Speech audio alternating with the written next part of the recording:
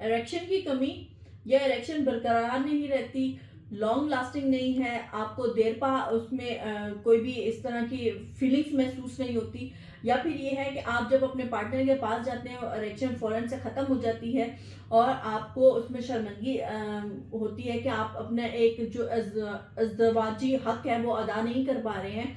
तो ये 6 चीज़ें आप नोट कर लें, ये आपको बहुत ज़्यादा हेल्प करने लगेंगी। इनके नाम मैं आपको बता देती हूँ। ये है मूसली सफ़ेद इंडिया, जो कि इरेक्शन के लिए बहुत अहम है, और साथ ही साथ जो मादा बनी पतली होती है, थिन हो, उसको थिक करने में भी बहुत हेल्प आउट करती है। ये है जी सतावर, ये है अकड़कराम, ये है अस्कंदनगोरी, ये है जी सालब पंजा, और ये है कूजा गूंद कतीरा। ठीक है, तो इन सब चीज़ों को आपने क्या करना है कि आपने अकड़करा और गूंद कतीरा 25 ग्राम और बाकी सब 50 ग्राम लेके सफूक बना के सुबह शाम एक छोटी चम्मच दूध के साथ इस्तेमाल करें, इंशाल्लाह आपको फ़ायदा होगा।